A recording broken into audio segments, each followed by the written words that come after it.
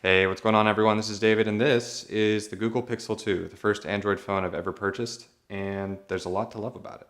First, let's talk about the hardware. Casing itself is water resistant up to the IP67 standard. Now in the unboxing video, which I've linked below, I mentioned that I was worried about it being kind of slippery and not easy to hold. Turns out I was wrong. It's actually fairly grippy for an out-of-the-box phone. You have the thumbprint reader on the back and a couple of large openings for the speakers on the front. And they can get pretty loud. So loud, you can occasionally get some distortion.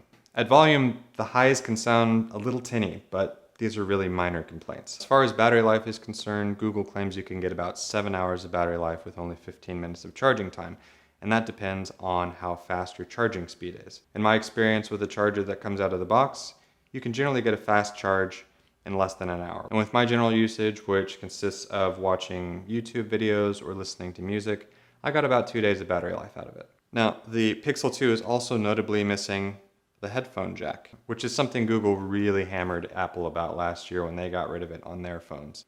Marketing. Coming from iPhone, I'm also getting used to the controls being on the other side. Pretty much every control except for the power button and the home button. Now what's interesting to me is despite the fact that all the manufacturers are going with edge-to-edge displays, Google decided to stick with the vertical bars at the top and bottom. Presumably to fit the speakers. The phone also comes with a sensor that allows you to squeeze the sides of it and activate the Google Assistant. It's a cool feature, but with the basic sensitivity settings, I found myself accidentally triggering it more than I would have liked. Either that or I need to loosen my death grip, but it seemed to accidentally happen when I wanted to press the power button on the side more often than not. Now, unlike the iPhone and the iPhone Plus, the camera on the back that you get is the same for the standard Pixel and the Pixel XL. With the iPhone Plus, you have a telephoto lens for portrait photography and a wide angle for capturing rooms or landscapes. Google solves this problem with two depth sensors that can detect where the subject is relative to objects in the room. And using machine learning, figures out how to adjust the photo for a nice blur or bokeh. This works well most of the time, but I've noticed a couple of photos where it can't quite figure out what to blur. This is especially true of people wearing glasses. The good news is that this is only going to get better as the algorithm improves over time. And all of the algorithmic mistakes would be fine if you could go back and edit the photo or choose which areas of the photo get more of a blur versus others, but you can't really control that. Google Lens is also a cool AI feature that can detect objects in your photos and bring up more information about them. I haven't found much of a practical use for it yet, but it works pretty well. I think the trick is remembering you actually have the feature on the phone when you're out traveling by a famous landmark or trying to figure out what some random object is. And since we're talking about software now, let's dig into Android. First of all, I love how clean the home screen is. So much potential and such a lack of clutter. With the Google Pixel, you get a lot more wallpapers than you do with an iPhone. And there's a lot more customization and style options. Not to say that you can't do all of these things with an iPhone, but it's not built in like it is with a Pixel.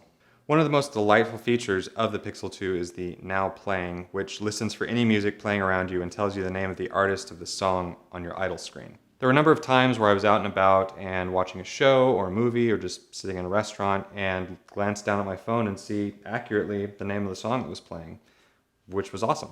Would I have looked it up otherwise? Probably not, but a lot of apps have the picture-in-picture mode like Maps or YouTube, which displays a little thumbnail of the app in the bottom right corner or wherever you want to put it on the screen and gives you context information while you're doing other things on the phone, which is pretty cool. I think it's also important to discuss that if you've been an iOS user for a really long time, switching from iOS to Android can take a real psychological toll.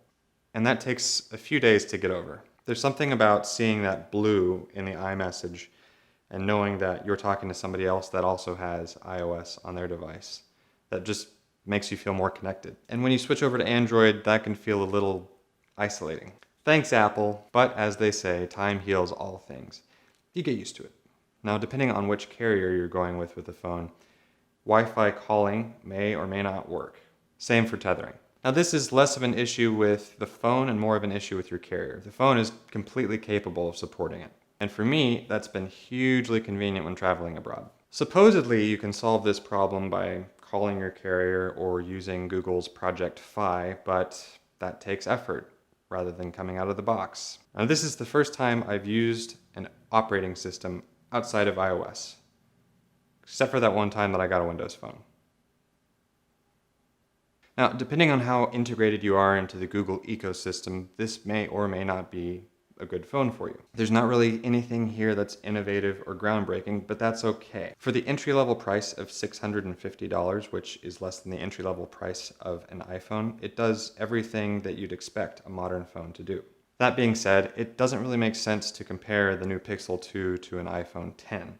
It's a better comparison point to say that it's more like the iPhone 8. Since the Pixel 2 starts at $50 less than the entry-level iPhone 8, and the front-facing camera has portrait mode, which the standard iPhone 8 does not. So if you want a solid mid-level phone that does everything that you need it to do, and you aren't completely sold into the Apple ecosystem, the Pixel 2 is for you. It doesn't have the bloatware that you would get on a standard Android phone like a Samsung, because the hardware and software are both made by Google with stock Android. And this phone has support from Google for the next 3 years, which means all of the software updates they're making with artificial intelligence and machine learning are going to be accessible for you. So this phone is only going to get so much better over the course of the next 3 years. So those are my thoughts on the Google Pixel 2. Let me know if you're going to pick one up in the comments below, but otherwise, see you on the next one.